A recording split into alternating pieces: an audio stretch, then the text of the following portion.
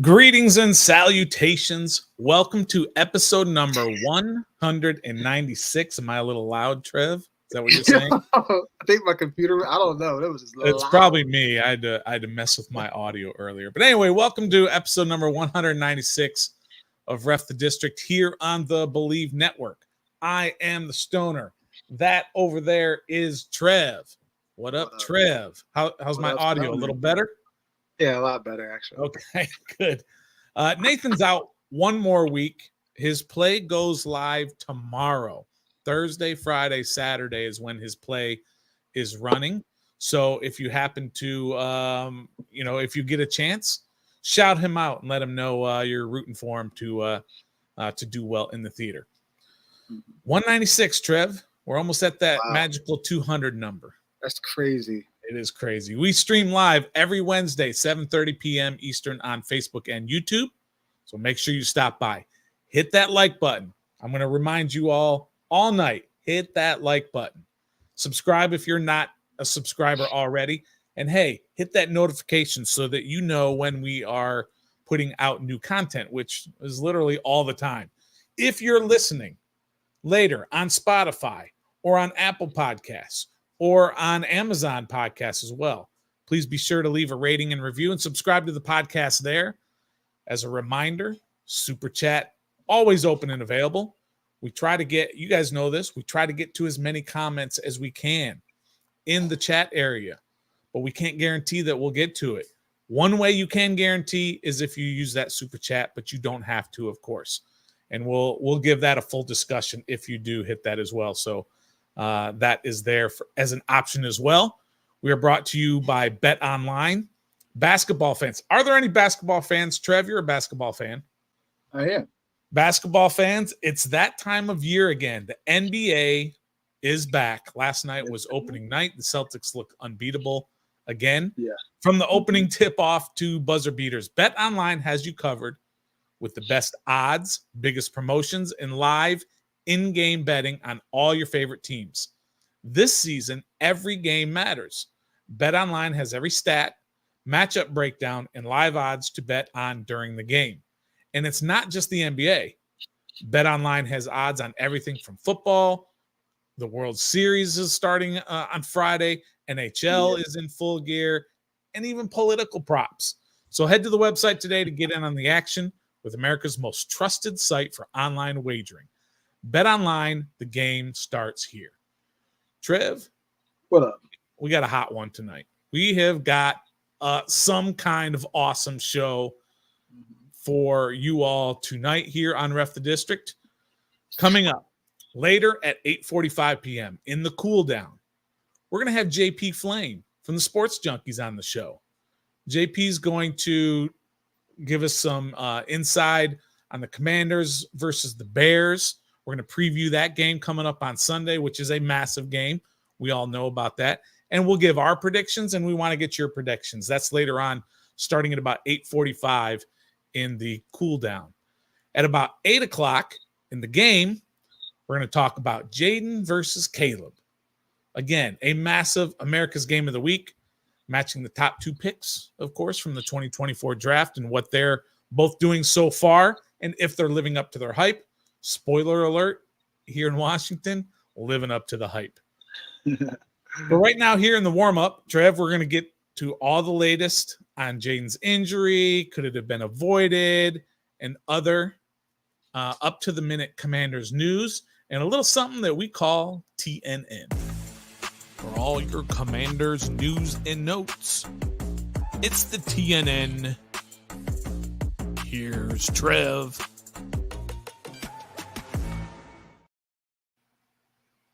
What up, everybody? It's Trev here at the District, bringing you another edition of TNN, Trev's News and Notes. Let's start off with some stats and just some other information before we get to the injury bug that plagued us this past weekend. Great. So we'll start off with this. Commander fans, did you know the Commanders have outscored 3 different opponents by 21-plus points this season to date?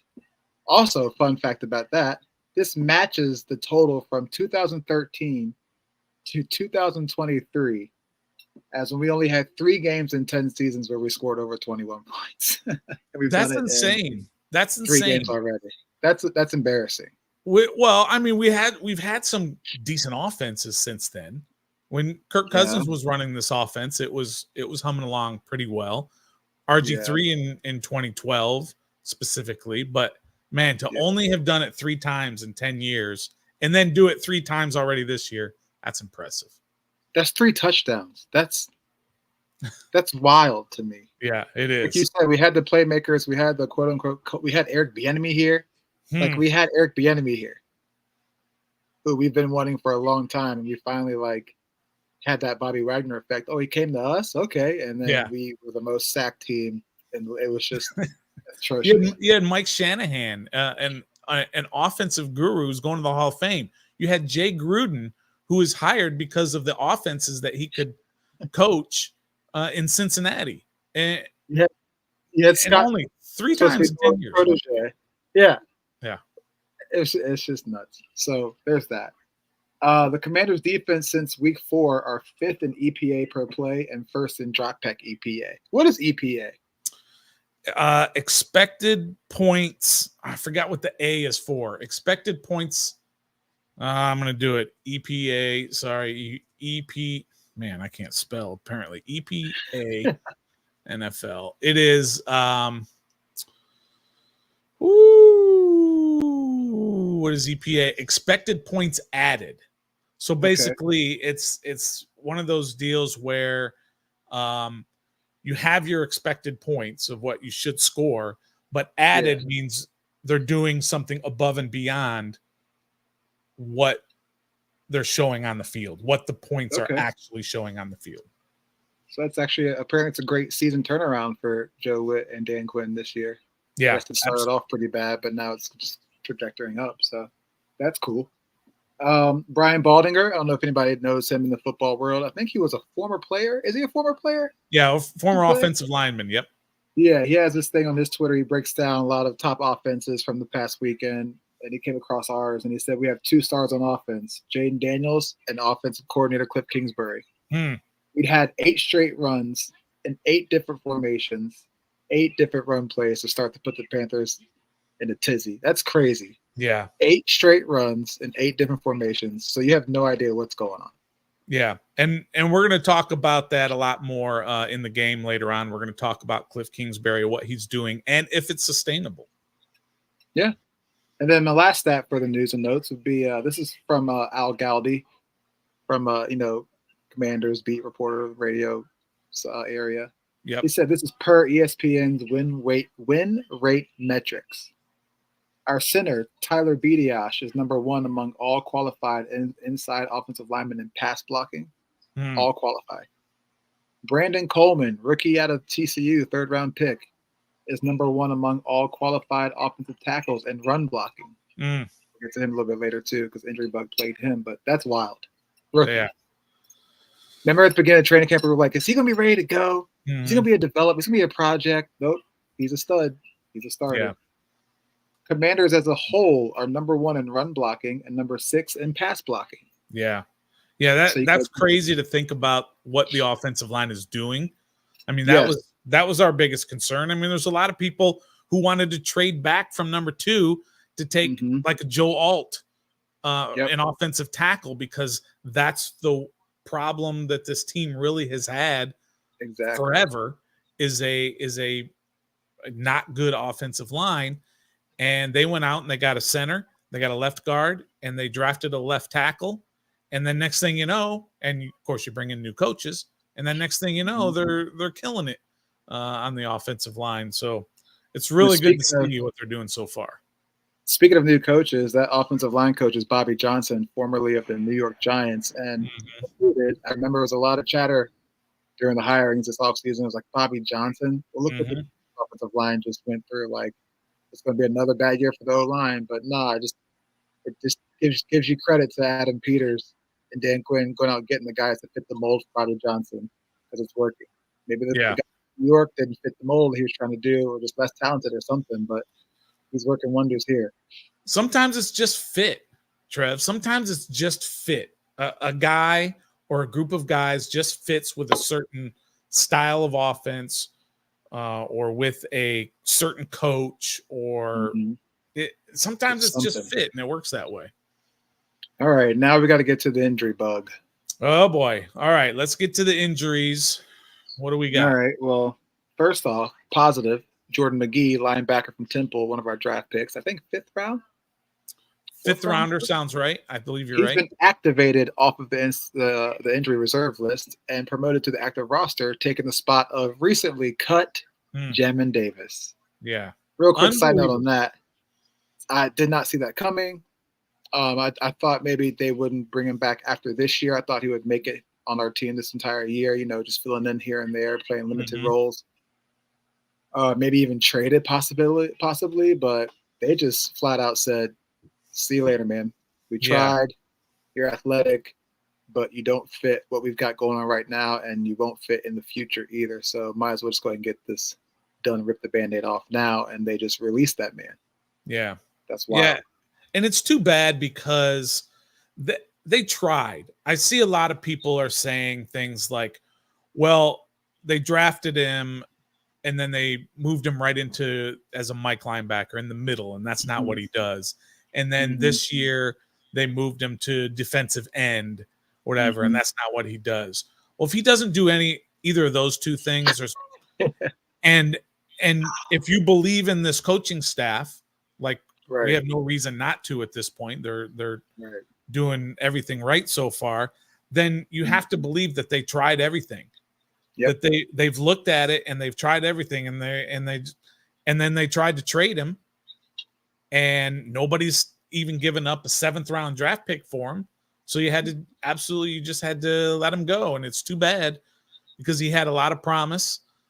He was a surprise pick for most people. Oh my gosh! 19, was it 19? 19? Yeah, because we passed over JOK from Cleveland to go get this man. Yeah. And that was coming off the 7-9 wild card, division winning wild card. So that's why we picked so far down at 19. And then everybody knew we needed a linebacker because maybe it was Bostic that was there the year before or something like that. And we knew that wasn't going to cut it. And everybody's like, linebacker. And then everybody's like, Jamin Davis, what? And so it was a surprise. And it just, look, it's Ron is cementing his legacy more and more with this new coaching staff and front office of just his inability to evaluate talent, unfortunately.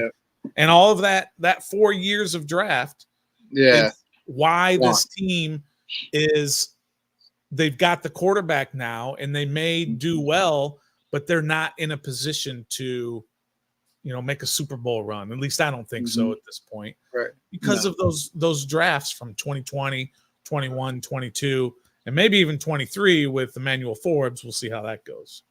Yep. All right. So we'll get to the injury report that was released today. The first one of the week. But good that McGee is on the I'm excited for that. And we're gonna see what he's all about, because he was getting rave reviews in training camp. Yes, he was. I'm excited to see what he's about too. So all right, we'll start with the people who participated fully today. And there was only one person by the name of Emmanuel Forbes Jr. with his thumb injury. He is a full participant. Oh, so he's the only one that's on the report that participated fully. Yes. Okay, gotcha. There's these next few I'm about to name are all limited. So here we go. All right. Tyler Owens, who was held out last week with the shin, he was limited today. Cornelius Lucas is on the report with a neck injury. He was limited today. Dante Fowler, who was the defensive player of the game this past week pretty much on Sunday, he's limited with a groin injury. Kaleem Farrell back on there with the knee, limited. I think it's going to be there until he's fully healthy. He was out there a little bit this past week, but I guess he's still not where he wants to be. De'Ami Brown, ankle limited, which I saw him. If you remember that catch he had at the beginning of the first half when it was winding down, he got up and hobbled to his spot over there. Yeah. So I was like, oh boy. Didn't hear much about it, but apparently it's something because he's on the injury report today. Our center, Tyler Bediash, thumb limited. Remember, he said he went to the locker room right before halftime with a thumb injury, but he came back out and finished the game. I don't think he finished the game. He did come back out. Oh, yeah, that's right, because they put Peter and everybody else in. Right. Yeah. Yeah, but it was a blowout. Dorrance Armstrong, limited practice with the rib injury. And because remember he was out with that oblique or rib injury last game. He held him out Sunday. So. Yeah. And then Nick Allegretti is on there, ankle injury, limited as well. Now I'm going to read you the DNPs. Oh, got Zach Ertz on there, rest day. Oh. Okay, yeah, I think he usually he gets one of those every week, every Wednesday. Yeah, every Wednesday. I think you're right. Brandon Coleman's on there, stud left tackle that I just talked about in the stats section. Concussion, DNP. Yep, he's in protocol. From what I understand, he is meeting all of the protocols at this point, but he's not all the way out of protocol at this right now. And then you got quarterback Jayden Daniels on there as a DNP with a rib injury. He did not practice today. All right, well, we got to get into that, but before we do, Trev, let's welcome everybody who is already here. Lighten up that chat. We appreciate that.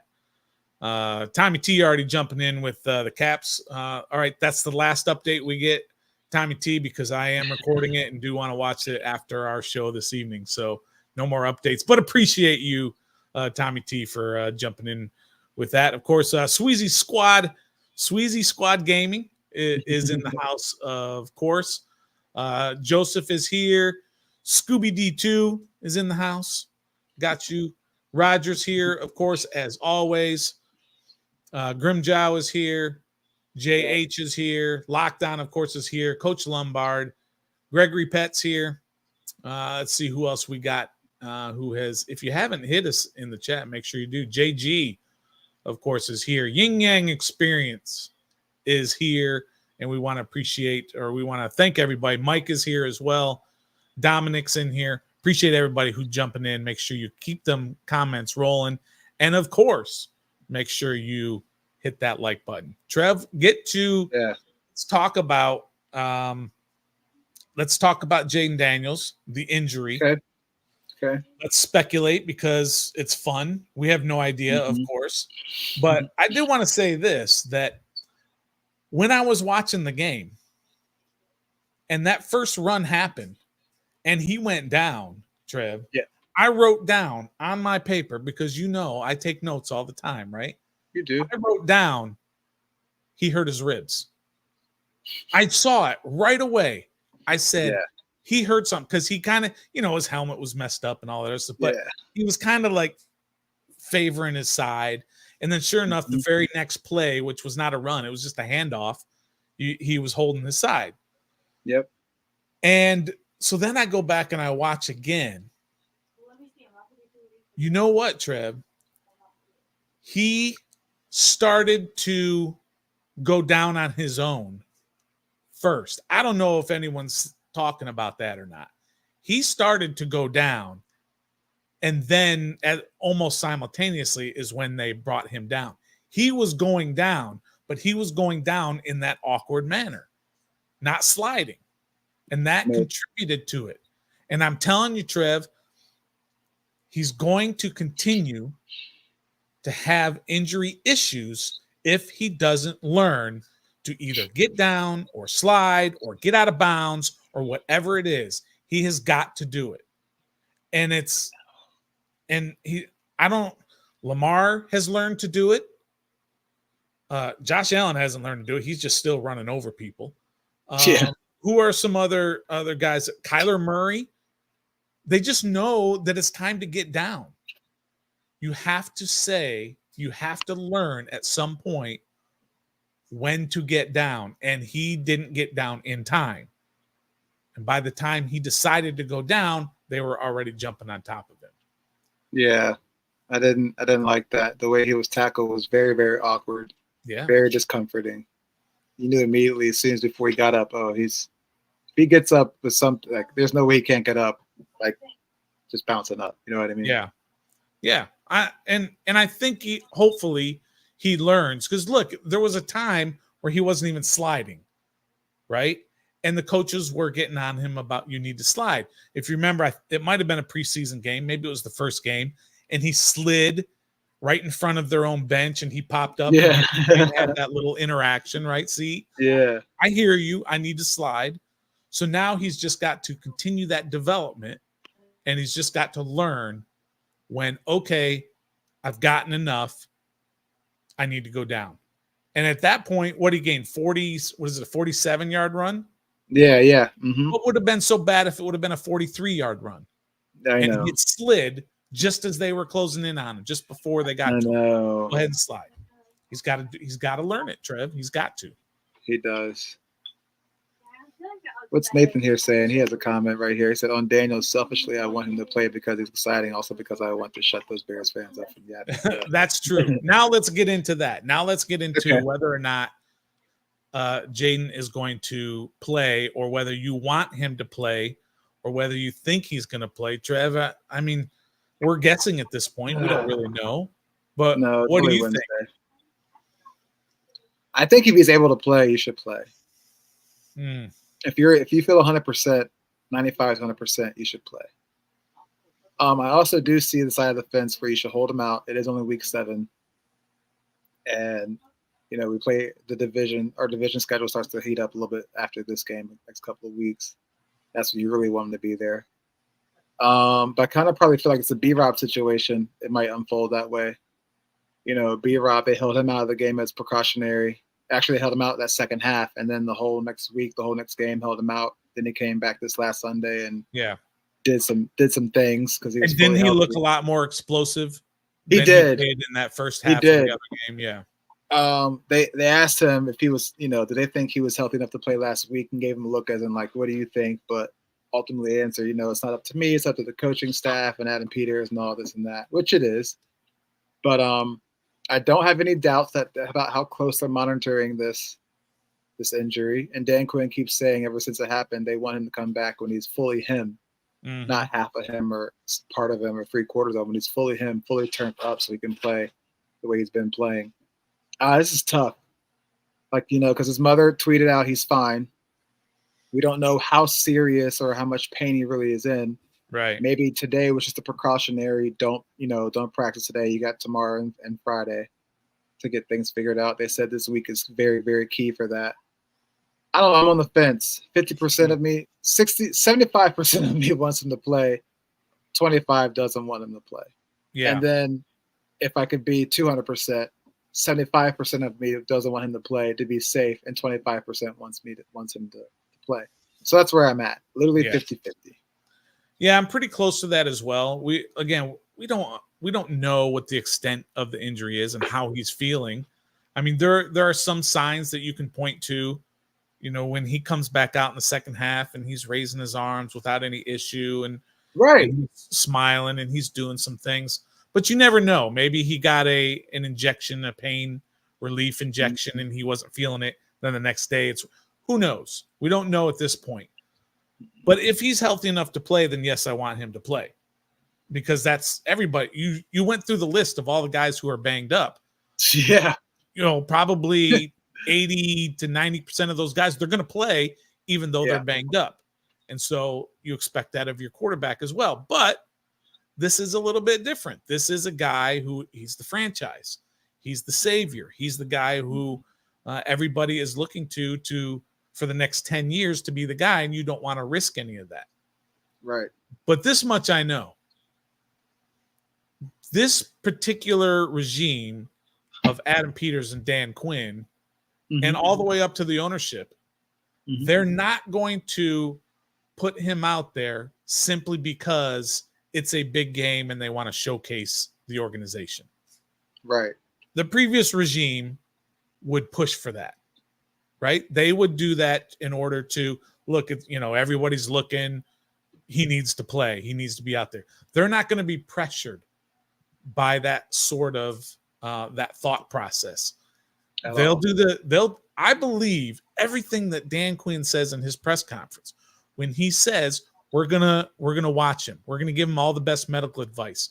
We're gonna see if he can handle certain situations. We're gonna listen to him, right? And if he can play, if he's ready to play, if he can be, what did he call him? If he can be turned up like Jayden Daniels does, then he's gonna play, and I'm good with that. But I don't want them to put him out there just because it's, Jayden versus Caleb in this big build up One to versus such a big game. 1 versus 2, all of that. So I'm kind of with you, Trev. I'm probably about 75% that he will play. Mm-hmm. I mean, he's a tough kid. It's not a bad injury. I've also heard many doctors say that it's not an injury that's going to predispose you to additional injury. It's not like an injury to where if it happens again, then it's going to make it worse.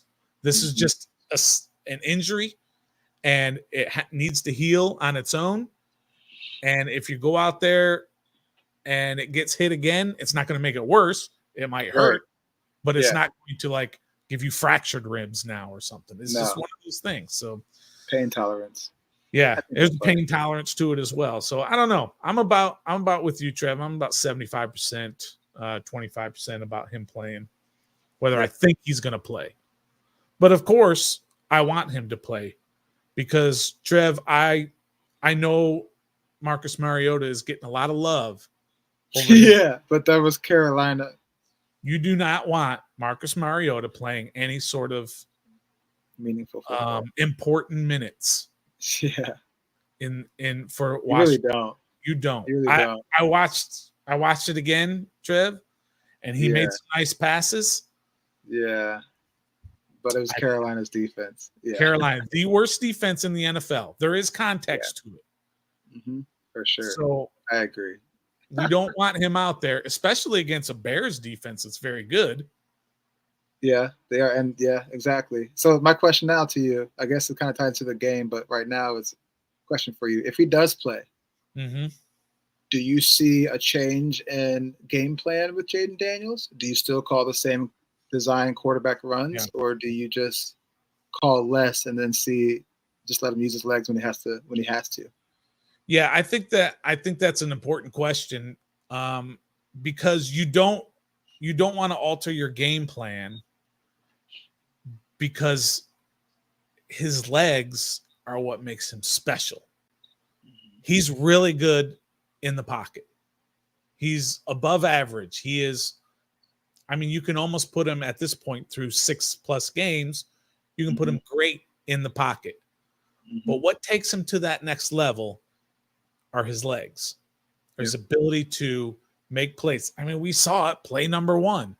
Exactly. A 47-yard run off of the right side. That's what makes him special. So you don't want to sort of limit that, but you also don't want to expose him to further potential injury. Yeah. And I know that a guy can get injured anytime walking out of the locker room. Deshaun Watson, untouched, right? That can happen.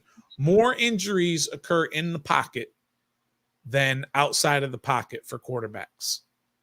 Yep. That's true. That's totally true. But let's just say this, for example. If you have a quarterback who doesn't run, that's Kirk Cousins. Right. He doesn't run. He's not a runner in any form. He doesn't run.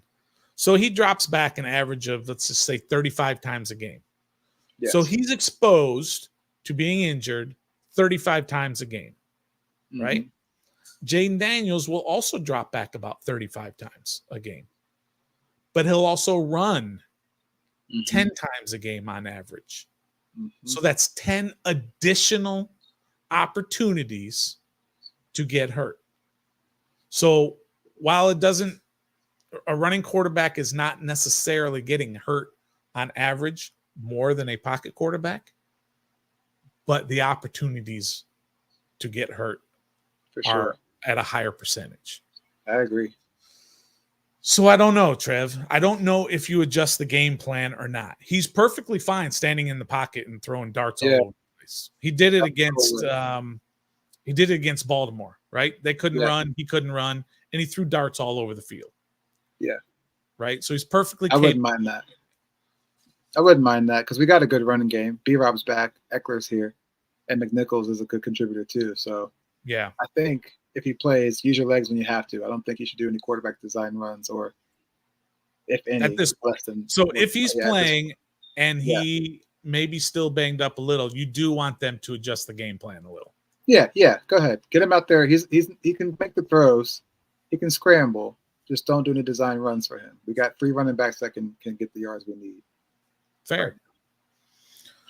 I like it. All right. Don't forget, coming up later on in the cool down, we've got JP Flame from the Junkies, the Sports Junkies on 106.7 The Fan, who's going to join us to talk about the Bears matchup. So start getting your questions ready. Don't put them down yet, but just kind of think about them. But coming up here in the game, we are going to talk about Jayden versus Caleb, the big matchup, let's just assume that Jayden's going to play in this. And then also we are going to talk about this offense and if it's sustainable. So stay with us. We're going to talk about here in the game.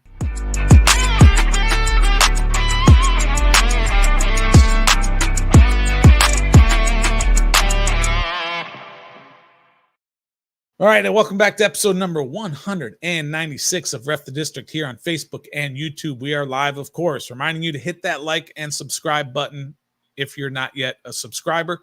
This segment of Ref the District is brought to you by Don't Sleep Energy Drink. As you can see over there in the graphic, that Don't Sleep logo down there, they are awesome folks. If you are getting ready for a game or getting ready for maybe even a workout, make sure you go out to don'tsleepenergy.com. Pick up one of their shots. I got the shots over here on this side. These shots of Don't Sleep Energy. These are awesome. Mm-hmm. Check those out. Or get one of their drinks, sugar-free or regular. Check out some of their swag as well. And if you want to have some ready for the game on Sunday, it's a later game. So maybe you want to get all pumped up and amped up with some Don't Sleep Energy. Go out to don'tsleepenergy.com. Use the code DISTRICT. Get 10% off your entire order. Don't sleep makes you great. All right, Chev, we got to talk about this offense before we get into Jayden versus Caleb. And I want to bring up a couple of things about this offense so far. Obviously, their numbers are all over the place in terms of being top of everything. You gave some great stats on the offensive line. We know what Jayden's been doing, his completion percentage, all of that stuff. But also, just the efficiency is high up there. They're the number one scoring offense as well, 31.1, tied with Baltimore for first in the league. So the offense has been great. Kliff Kingsbury has been great. I do want to give you some stats, Trev, that might give you some pause. Okay? I already think I know what one of them is, but go ahead. All right. The first one, you absolutely have to acknowledge this. I'm not doing it to be a Debbie Downer. I need to give context to what this offense is doing and who they are doing it to. Okay? The teams that they have beaten have a combined 10-25 record. I believe it's 10. I did this before the Monday night games. So I believe Arizona won on Monday night. So 10-25 are the teams they've beaten. They've beaten Arizona. They've beaten Cincinnati. They've beaten the New York Giants. They have beaten the Carolina Panthers. And they have beaten the Cleveland Browns. That's 5 bottom of the barrel teams. Again, a combined record of 10-25. And of course, the teams they've lost to have a combined, I believe, 9-5 record. Baltimore and Tampa Bay. Now, if they played Tampa Bay today, I think they'd beat them because Tampa Bay doesn't have any receivers anymore, right?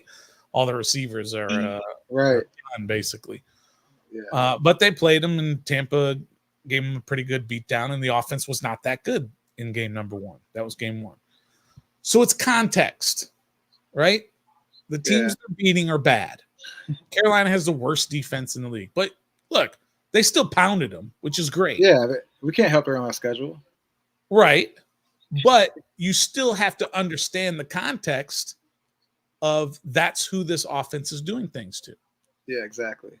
So do you put any credence in that record of the teams that the offense, not necessarily the teams that they're beating, but the teams that the offense is beating?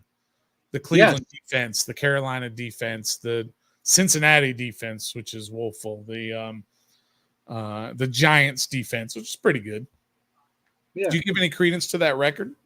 Yeah, I do. Just going back to the I mean, in previous years, we would have lost half of these games or played down to the competition and scored barely anything. True. So I don't care. Like, yeah, 10-25. It sounds bad, but they're professional football teams. They're in the NFL. They get paid just like our team gets paid. True. We don't make the schedule, and we don't control the injury bug. So it is what it is. Yeah. I'd give credit because our offense looks better. I don't care who we're playing against. It just looks better. You know what I mean? Yeah, the visuals are better. The scheme is better. The plays are resulting in positive rather than negative. We don't have too many yellow flags called against us and on offensive side of the ball that much like we normally are accustomed to. So yeah, I'm going to give some credence to it. I'm pretty pleased with that. I don't care who we're going against. We have an offense. Yeah, and again, I think that's fair in terms of the way you're beating these teams. Okay, to put 40 points against a team in the NFL is hard to do. Yeah. So they put 40 on Carolina. Yeah. Mid 30s or high 30s against Cleveland and Cincy and all that. That part is impressive. Yep. And I'm also super impressed with the schemes. You brought it up earlier, Trev, that on that first drive against Carolina, they had 8 consecutive run plays, 8 different formations. That's what's doing it. And especially that very first play of the game where you had the right guard, the right tackle, I believe, and maybe I'm getting the mixed up. Maybe it was the center or whatever. They're pulling left, right? And who's going? B-Rob, I think, is going with them to the left. And Jayden is going right, but not by himself. He's going right with blockers ahead of him as well. And that schematic, what they're doing schematically is helping this offense. And if you're a linebacker and you're watching this and your key is the guard, I'm going to do what the guard tells me the play is doing. You don't know where to go because he's going this way and the play's going that way, or he's going that way and the play, you just don't know because they consistently run different formations in different directions. So I give them a lot of credit for that. I agree. Because like we said, we've been one-dimensional the past few years. We kept throwing, even with Scott Turner, threw screens, a jet sweep here. We were never advancing the ball. When Sam Howell was here and lined up in shotgun, you knew a pass was coming. That little play action fake, for one, didn't fool anybody, and 2, it was a waste of time, and 3, everybody who was playing against us didn't have to watch that much film to understand that when we're in shotgun with B-Rob to the right or left, we're going to throw the ball still anyway. Right. So it's nice to have some disguise and have some mischief, to have some variety in the offensive game, even if it's still just their run plays, but they all look different because, like you said, 8 different formations for 8 runs. That's incredible. Yeah. That's incredible. So call it college if you want. I don't care what you call it. We have an offense now. Air raid, college, West Coast, like whatever it is, we have an offense now to where we're used to in the past. We didn't. It was very predictable. And I believe on B-Rob's touchdown run, Andrew Wiley, the right tackle, was playing tight end on the left side. He was. Which he was. Again, how is a defense supposed to react to that and figure out what the play is going to be? They can't. Right. Nope, they cannot. The only thing is, if you continue to do it, or if you consistently run these plays, then the defenses are going to be able to study that, and they're going to understand what Kliff Kingsbury is doing and then devise ways to stop it. And so that brings me to my next point, Trev, which is Kliff Kingsbury as head coach, or I should say as head coach and or offensive coordinator in his career through games 1 through 7, which is where Washington is right now. Washington is 5-2. with him as offensive coordinator. In his career, his teams are 68, 29, and 1. Okay, that's a 69% winning percentage in games 1 through 7. In games 8 through the rest of the season, depending on how long your season goes, college, NFL, whatever, 30 and 60. That's a 33% winning percentage. 30 and 60. So my question is that a fluky stat? We're talking about 90 games of info, and before that, 100 games. We're talking about 190 games of data. Is it fluky, or is it something that he is doing that teams can figure out in the second half of seasons? No, I'm going to You say don't think it's something stat. they're figuring out? No, because this is his first time he's been an offensive coordinator, right? In the NFL? In the NFL. As an offensive coordinator only. Only, yeah. When he was in Arizona, he was the head coach and he was the offensive coordinator. That's a lot to take on, to be a head coach and a coordinator. It is. I don't think anybody should do it, but, Andy Reid's going down as the greatest coach of all time or second greatest coach of all time, and he did it. He does it. I would too if I had Pat Mahomes, but anyways, True. That's tough. I don't think it's a fluky stat. It's something to pay attention to for sure. But I don't think it's anything to take too much stock in. You know what I mean? I guess so. It does concern me because I do particularly remember the 2021 Cardinals, right? What did they go? They went like 11-2 or something like that at the start of their year, the Arizona Cardinals, when he was head coach, and Kyler Murray was, MVP talk and all that stuff. I think they went, I'm counting 1, 2, 3, 4, 5, 6. They went 7-0.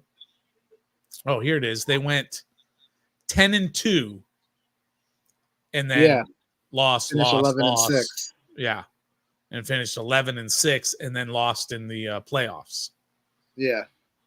So I remember that distinctly, thinking, how is this team just running up and down the field on everybody? And Kyler Murray is a MVP candidate, and then all of a sudden, they can't do anything, and they're just losing every game.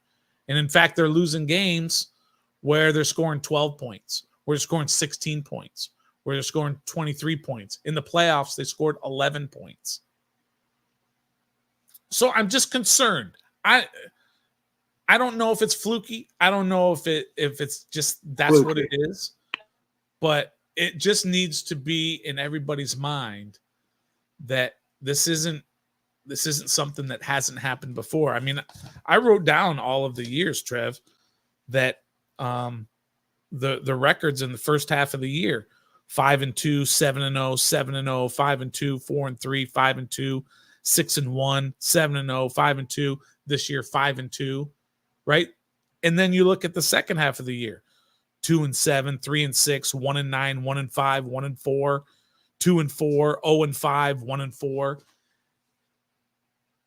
I'm just throwing it out there. I'm not saying that he's not the guy, because I will also say that I didn't like the Kingsbury hire to begin with because I thought he was too predictable.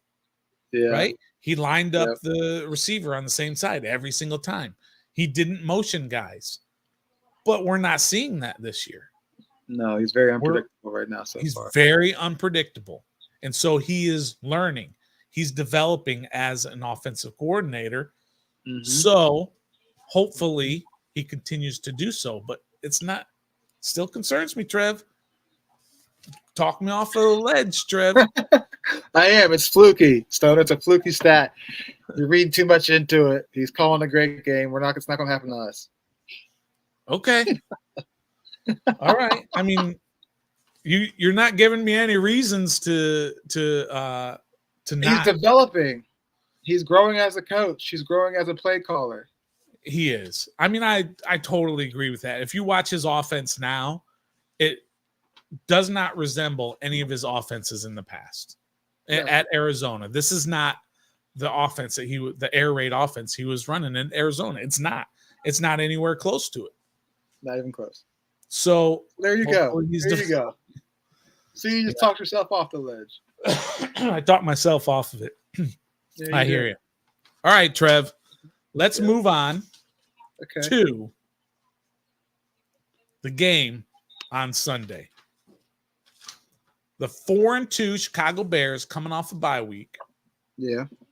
They are coming to Washington, who is 5-2, Northwest Stadium in Landover.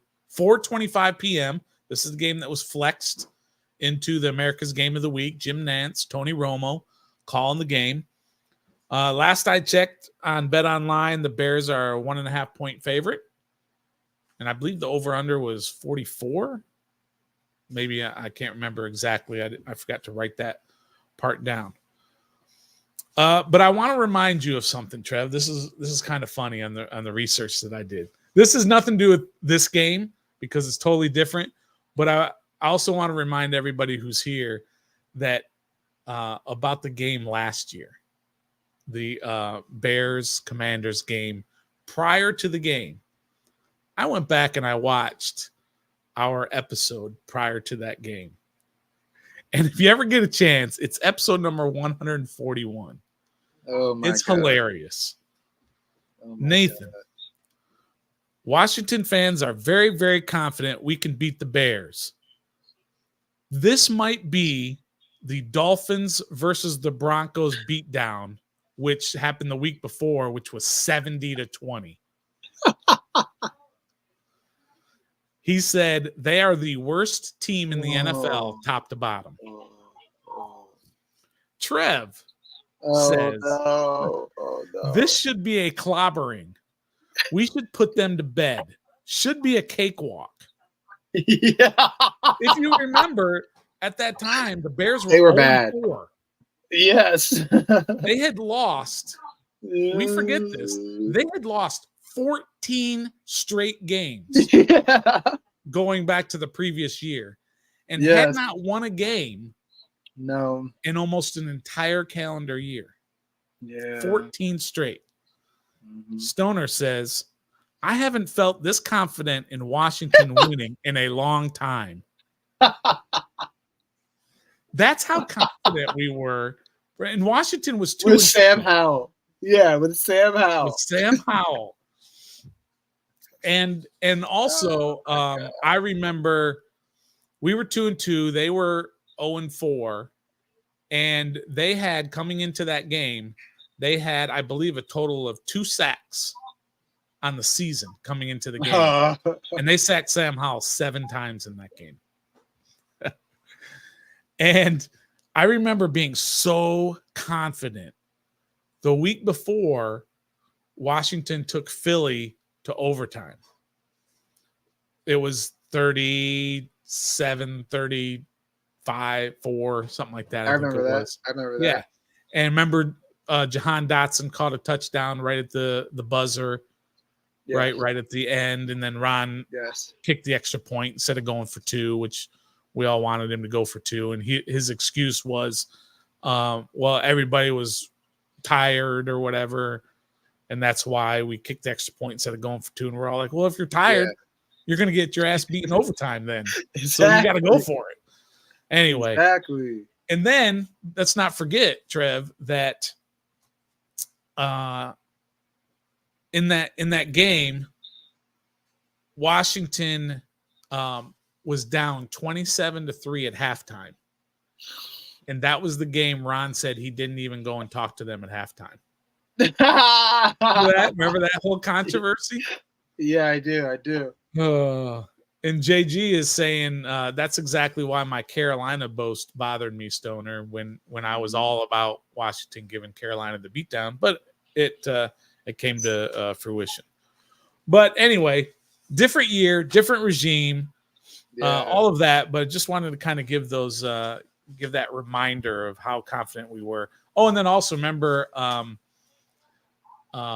Sam Howell dropped back 53 consecutive times in that game, an NFL record. Oh my God, that was the game, 53. That's a lot. And we got beat 40-20 on a Thursday night wearing our black uniforms at home. Yes. Embarrassed. Just throwing it out there. All right, so the Bears, of course, checking out some of their injuries. Jaquan Briskers, right? He's in concussion protocol. He didn't go to the London game that they played, so he's still in concussion protocol. That's kind of a big deal. And a couple of their corners, Kyler Gordon has a hamstring. Tyreek Stevenson also missed the London game. And so they've got some of their secondaries a little bit banged up right now for the Bears. Trev, kind of what do you think of when you think of the Bears this year and what they've done at 4-2, coming off, I believe they went 7-10 last year, but of course had the number 1 overall pick, not because of the record, but because of the trade they made with Carolina when Carolina wanted Bryce Young so bad. But what have you noticed about Chicago this year? They're kind of following our trend. They were in quarterback purgatory for a long time, thought they had the answer at Justin Fields. We thought we had the answer at Sam Howell. Both players on different teams as backups or starters, don't really know, don't really care. So that kind of phased out. And then they both had a good offseason this year. We drafted Jayden Daniels. They drafted Caleb Williams, the top 2 quarterbacks in the whole entire draft. They went out and got weapons for Caleb. We went out and got weapons for the whole team because our whole team was versed in just one side of the ball. Yeah. They went out and got Keenan Allen. DJ Moore was there from the previous trade, I think a year already. And then they also have that Romeo Adunes guy, University of Washington receiver that's a stud coming out of college. And then we got DeAndre Swift, who gives us problems no matter where he plays in Detroit or Philly. He went out from Philly. And so they loaded up Caleb Williams with some weapons on the offense side of the ball. And on defense, they got Jalen Johnson, who's a lockdown corner. Jaquan Brisker is a very good safety, a bit like you said, concussion protocol. But if he's healthy, that's huge for them. They got a familiar face in Montez Sweat over there, who we traded to last year, and last season he led 2 teams in sacks in one season. He led the Washington Commanders team with 6 sacks, and he led the Bears team with 6 sacks. So that's pretty significant too as well. I thought he did some good things for us in Washington. Still kind of crazy about that trade, but it is what it is now. So yeah, I think they're following our footsteps, and we're following their footsteps. Both teams are in purgatory at positions, and they've reloaded this year, and the results are showing. I know the Bears started off slow. Caleb had to switch the way he does play calling, whatever. Now he wears the thing on his sleeve. He has switching things up. Apparently, he wasn't retaining the offense as well as people thought or expected, but now he's coming along. And then Jayden Daniels, we're 5-2. We started off sluggish to a Tampa Bay team, lost, but then we picked up our speed, and now you see where we're going. So I feel like we're like I said, we're following each other's footsteps. So it's not a game to sleep on. It's not. I don't think they're the same old Bears. I know I saw in comments that they haven't played a division game yet, and they've played nothing but crappy teams, just like us. But like that's I said, right. We don't make the schedule. They don't make their schedule. They just play the team that's on their schedule. So it is what it is when it comes to that. So yeah, they just have a little bit more weaponry than we do, a little bit more studs on both sides of the ball than we do. But we're still 2 young teams trying to find our way in the NFL with new regimes and new ownership and a bunch of new faces and all that. So definitely they're not just the Bears. They're the Chicago Bears now. So yeah, gotta put some respect on their name a little bit. Yeah, I think so. If you want to compare just kind of basic stats, we don't get too deep into the stats when we're talking, we don't go into too much of PFF and all these analytics and everything, but just look at it basically. Yeah. When you look at the Bears offense right now, okay, and you look at their numbers, they average 24.7 points per game, which is 12th. Okay, so they're in the upper half of the league in points per game. However, just their yards per game, their total offense, they're 24th in the league in total offense in yards per game. Really? They're 20th in passing yards per game. Okay. And they're 24th in rushing yards per game. Okay. Now, you match that up against the Washington defense, which was much maligned for all of last year, really. And even at the start of this year, when you had Tampa do what they did, even Cincinnati, scored 35 against us. However, they've righted the ship here in the last few weeks. And right now, they're 15th in the league in scoring defense. Okay. Washington is. They're middle of the pack. Yeah. They're 16th in total yards, middle of the pack. Okay. They're 12th in pass defense. Okay. And 18th against the run, Washington is. Now, look, you can look at the offenses that they played. Carolina is a decent offense. They were middle of the pack in their offense. And I believe Chuba Hubbard was like third or fourth in the league in rushing, third. Yeah. Yeah. So they had a good offense, and Washington completely shut them down. Completely shut them down. So their defense has been improving. So if you look at the offense for the Bears and those numbers I gave you, the defense for the Commanders, does Washington stand a chance in stopping what the Bears do on offense? All those guys you just gave me, Trev, all those weapons. Can this Washington defense slow down Caleb to less than 24.7 points per game, which is what they're averaging? Oh, man, that's tough. Yes and no. And no, because of the context clues that you gave from all the previous teams we played. Outside of Cincinnati, we really haven't played any high-powering or any paper-fearing offensive weapons yet. We had Malik Neighbors in the Giants. We had Jamar Chase and T. Higgins in Cincinnati. We had Mike Evans and Chris Godwin in Tampa. We had Kyler Murray and Marvin Harrison. Then we had Andy Dalton, Chuba Hubbard, and for what it's worth, Deontay Johnson. And then we had Lamar Jackson, Zay Flowers, Nelson Aguilar, Mark Andrews.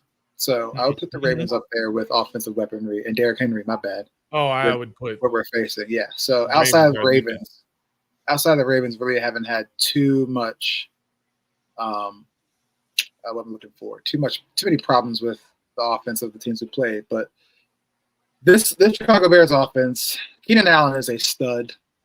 He's a route running king. Romeo Dunes, I feel like, hasn't really produced as much as we thought or expected, but I feel like he has a great chance to do that against us with our secondary. DJ Moore is a stud. He is a stud Pro Bowl receiver as well. Absolutely. DeAndre Swift, like I said, has given us problems everywhere he's played. He should be DeAndre Swift and shift because he's very shifty and very swift. Oh, yeah. He might not be like a top league leader in rushing, but he gives teams problems. And then you got Caleb Williams, who is a magician at quarterback. And what I mean by magician is, yes, the pressure gets to him, but he has a way of evading that pressure. And the only thing is he evades it going backwards. He makes people miss in the backfield and then do a crazy throw, which is not only buying him time to get a throw, but buying his receivers time to run us around stupid and get open for an insane game. Jayden Daniels has the same escapability as Caleb, but his is progression. He doesn't retreat so far back and do all these loops around and jukes and this and that, and then look all the way downfield, throwing 15 yards behind the line of scrimmage. He pushes the ball up the field with his legs, or he keeps his eyes downfield to make sure, he comes back up and climbs the pocket and delivers. So I think with Caleb Williams and DeAndre Swift in the background, with this defensive line, it's going to be hard to contain. Yes, Fowler had a great game Sunday, but it was Andy Dalton. He's not mobile. Yes, Khalil Farrell has had a couple sacks, but he has a knee issue, and he's not a stud defensive end. He's just a serviceable defensive end that's had some success in the league. Then you got Deron Payne, who gets in the backfield, but earlier this season he was missing tackles, literally holding running backs, letting them go. Yeah. There's teams starting to figure him out a little bit more. And then you don't have Jonathan Allen. You have Johnny Newton or Sheldon Day or F.A. Obata, like whoever else comes in Jonathan Allen's spot. Ferdarian Mathis. yes, these guys are good. They're professional athletes, but they're not. I don't think they have a great chance of containing these two backfield players in Caleb Williams and DeAndre Swift. And if that happens, we'll either let them run around and do what they do, or for some strange reason, we'll contain that and then also give Caleb Williams an opportunity to hit one of 3 stud receivers he has down the field. Yeah. He can do that from anywhere on the field. He's did that in college. He can make any throw from anywhere on the field. So, yes, our defense has improved, but the context is we've played crappy teams to help our defense improve. Yeah. This week, we're facing a talented offense like the Ravens, but we're missing some pieces on the defense side of the ball. And the receivers, I think we can't line up with our secondary with those receivers. Yeah, and I was really surprised when I saw those statistics about their Right. rankings for yards and points, that it wasn't as high as I expected when I looked at them. And the Commanders' defense, I was surprised that they are higher than what I expected. So all of that was surprising to me. Look, Washington is going to have to do some things that maybe we haven't seen before. Look, they had a pick 6 last week, which is something we hadn't seen in a long time. They're going to have something like that. They're going to have to create some turnovers to stop that Bears offense, because despite the numbers that we're looking at, I think it, like you said, Trev, it's a formidable offense that they're going to have to deal with. Yeah. Switching to the other side, Trev. Okay. We all know how good this offense is for Washington. Yes. In total yards, they're 4th in the league. They're averaging 384 yards per game. Washington is. Okay. They're 13th in pass yardage. And, of course, they're 3rd in running the ball behind Baltimore. And I can't remember who the other team is. Doesn't really matter, but I'll look it up here anyway. Behind Baltimore and Philly, by the way. Philly runs the ball. They got a guy by the name of Saquon Barkley. It's crazy. You've got Derrick Henry, Saquon Barkley, and then B-Rob and Jayden Daniels are a 3rd in the league in rushing. And then, of course, Washington is tied for 1st, averaging 31.1 points per game. Now, here's the issue, Trev. The Bears' defense is very, very good. They're averaging 292 yards, giving up 292 yards, which is 5th in the league. Okay. They're averaging giving up only 180 yards through the air. That's 7th in the league. And then they're averaging 112 yards on the ground. That's 11th in the league. Points per game, they're only giving up 16.8 points per game. That's 4th best in the league. And, oh, by the way, what they do well, what they do better than almost anybody, they create turnovers. And I think a lot of people have been mentioning that.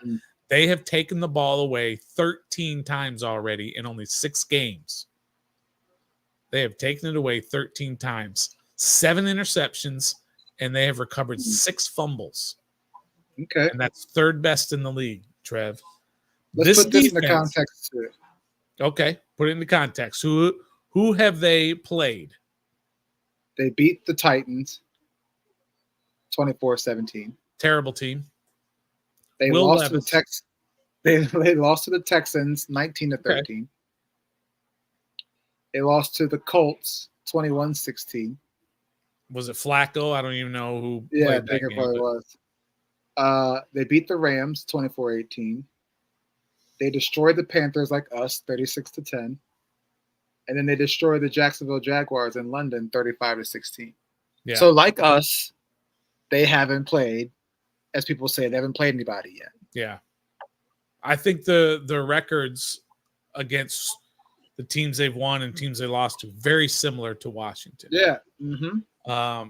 But having said that, their defense, not playing against good teams, has the stats to back it up. Whereas Washington, having not played against good teams, doesn't necessarily have the defensive stats to back it up. So what they're doing to win games is they are holding opponents to lower scores defensively. They're doing just enough on offense, and they're creating turnovers, which is helping them. I think a lot of their offensive points per game, I think they've got at least a couple of touchdowns, either defensively or I think one game they had like a defensive touchdown and a special teams touchdown. So that helps with their points per game. But this is a good defense, Trev. And do you hold any weight to the Montez Sweat revenge game? Yeah. That he's coming back and coming back to Washington, by the way. Yeah. Don't know if it'll be successful by the way the offensive line is played, but he's definitely got that on his mind for sure. He had this game circled as soon as the schedule came out. Even though he has nothing to prove to anybody who is currently here, he's still going to want to prove to himself that and to Washington Nation that you guys made a mistake by trading me as well. But I'm not really scared of Montez Sweat. So, okay, look, he's a darn good football player. He is, but he's not a game changer. People aren't game planning for him like that, you know. I agree with that. He's a Preston Smith. He is I mean, he's not even Ryan Kerrigan level, if you ask me. And Ryan Kerrigan wasn't like great. He was really, really good for a long time. He was great. Okay. He was great because we love him. All right, before we talk to JP Flame from the Sports Junkies coming up at 8:45, Trev, just I want to ask you a question. You're gonna have to think about this, and I want everybody who is in the comment section to also answer this question. But you have to think about it first. I don't want your gut reaction. If you had to draft again and you were the number one pick, if Washington was the number one pick today, knowing what you know today, would you select Jaden Daniels over Caleb Williams? Let me think about it. You said think about it, right? Yeah. Yeah, I would. I knew you wouldn't think about it at all. I mean, I would. Not only like for the obvious, but for what he does off the field to get him ready for what on the field. This kid is doing the virtual reality thing. This kid is picking up the offense like that. You never heard any reports of, oh, he's wearing the play call thing on his sleeve now, or they're doing this, so you can understand the offense better, or he's doing that to understand the offense better. All you kept hearing by Jaden was how fast he was picking up the offense. Yeah, that's fair. How fast he was communicating with his guys. How fast he was learning the how to be a professional in the NFL, learning how to get there and be the first guy there and the last guy to leave, not just for clout. Carrying himself professionally, not as a rookie, as like a former vet. Caleb is talented. He's freakishly talented. But I'd much rather have Jayden Daniels. Caleb was a slow starter. He's more erratic with the ball. Jayden Daniels first, Caleb second. There was a time where I wanted Caleb first for a long time. Yeah. Because his tape was amazing. And he came and he was with Kliff Kingsbury last year too, so that would have translated over. But yeah. Also, then you put on Jaden's tape, it's like, man, there's like really no flaw. There's really not much you can work on. What Coach Lombard is saying is exactly right.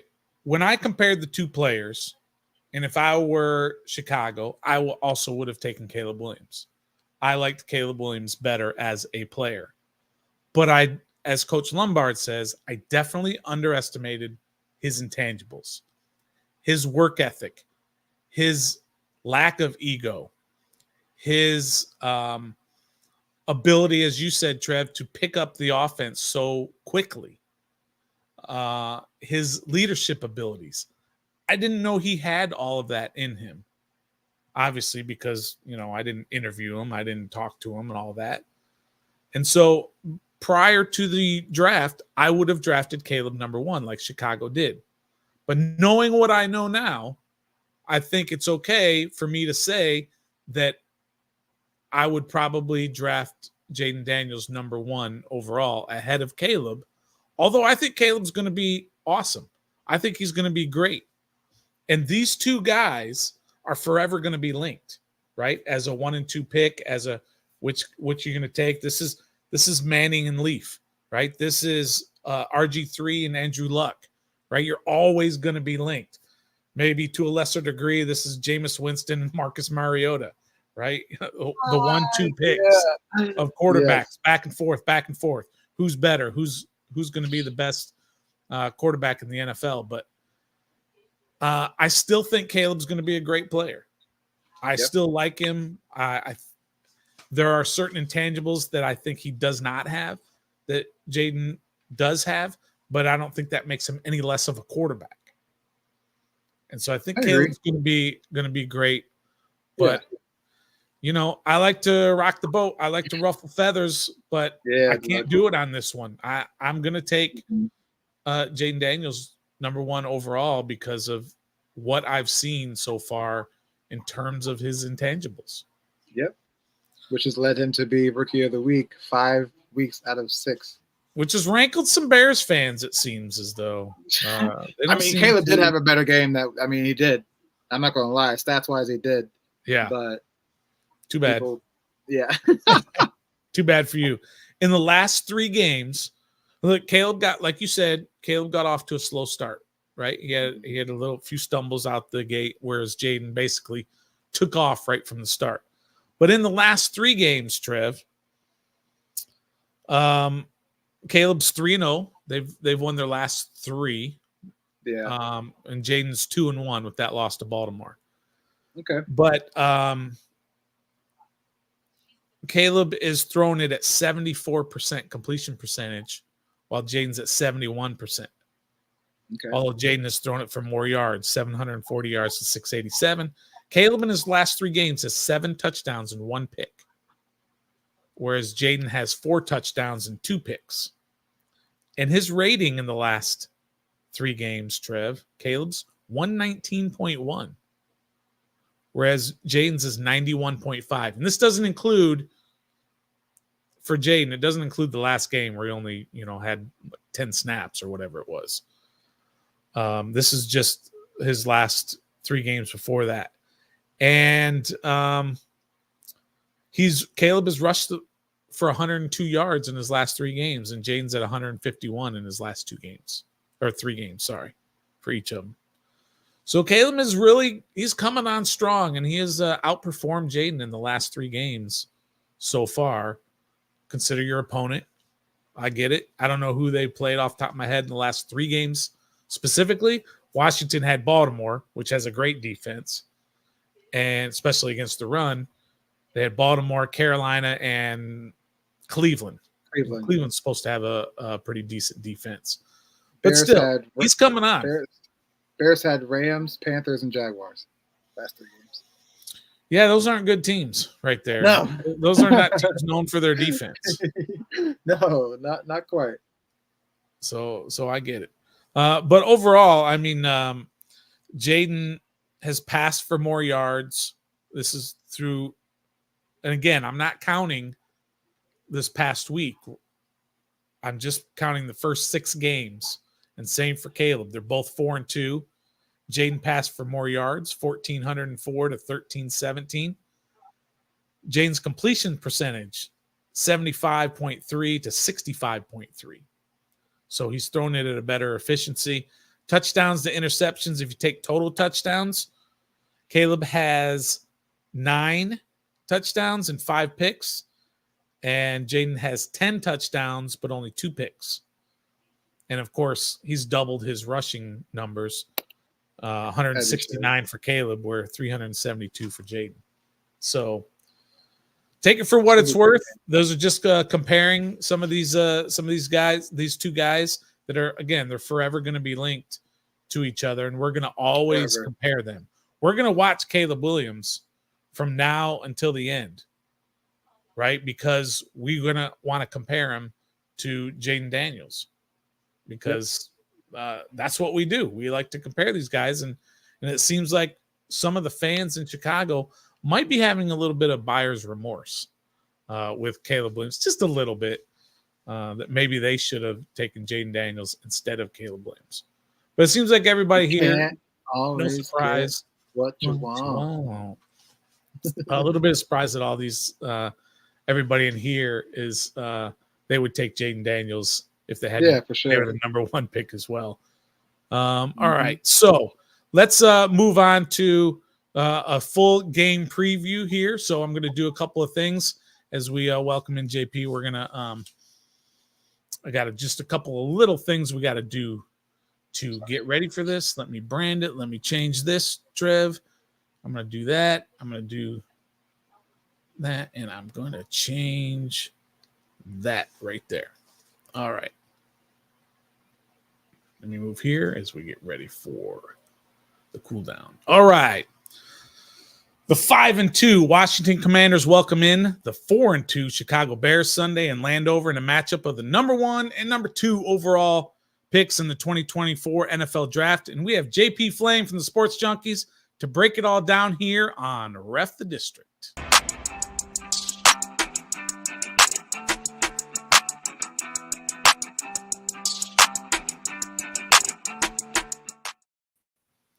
All right, let me change this. Welcome back to episode 196 of Ref the District. We are a proud member of the Believe Network, and we're happy to be joined now by JP Flame from 106.7 The Fans Sports Junkies. Welcome back to Ref the District, JP. We always appreciate you coming by to spend some time with us here. Hey, congratulations on 196. It harkens me back to the early days of the Junkies when I had a notebook, and I did this for 1,000 shows. Yeah. And I logged every show and every guest we had on the show. And after 1,000, I was like, what am I doing? Well, at 196, probably, since you guys did it every day, that would be like 3 months into it or something like that. Nah, I think roughly we do maybe a little over 200 a year. Oh, okay. Okay, so you're about 1 year into it already. Yeah. In that time you've been doing it, you guys talk about it all the time. The Washington Commanders have been terrible. You've never been able to have the sort of euphoria of a winning organization. And you say it all the time, even though you're not a fan of the team per se, you are always happy when the team wins because it just makes your job that much more fun. What do you think it's going to be like if Washington is able to go into or bring Chicago in this week, win the game, be 6-2 against Caleb Williams and the Bears? I think there's a slight reservation in the fan base just because of the scar tissue, kind of PTSD over the years. But let's be real, it feels different. We've had little blips over time. We've been doing this radio show now for 28 plus years. And you're right. There has not been really any success. Certainly no sustainable success. Couple playoff trips here and there. I think one playoff win. I mean, when's the last time we saw a playoff win? We were talking about it this week. I think the conversation now about this Commanders team is, well, how good are they? They're a good team. So how good are they? And to me, if you look in the NFC, I'll put Detroit ahead of them. For sure, okay. Detroit looks to be the best team in the NFC. But after that, it's kind of debatable. I think you can make arguments for other teams, of course. And Washington hasn't played Philly or Dallas yet in the division. Right. But nobody's blowing me away. You know, I keep thinking San Francisco is going to turn it around, but we keep waiting and waiting. They're up, down, have a lot of injuries. So beyond Detroit, I think Washington's as good as anybody. And is that okay that they aren't necessarily beating teams? I mean, they're beating teams handily, the teams are supposed to, but they haven't played anybody. It's a context, right? So that's why I think maybe we have to wait and see how they do against Chicago, Pittsburgh, and then you mentioned Philly and Dallas as well. Don't you really have to see them beat a really good team before we start talking about second in the NFC behind Detroit? Sure. But what I'm trying to tell you is right now, in this moment, bask in it. They got a quarterback, number one. Now, we don't know if he's going to play on Sunday. He didn't practice today. One would be hopeful and hope that he's going to be ready to go on Sunday. But you're talking about a team that is putting up points that we're just not used to.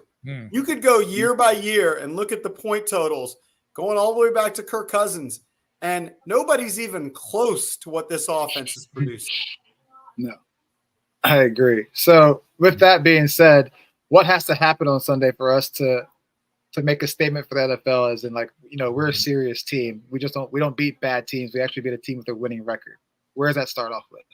You know what? I think any type of win is going to make you feel that way at 6-2.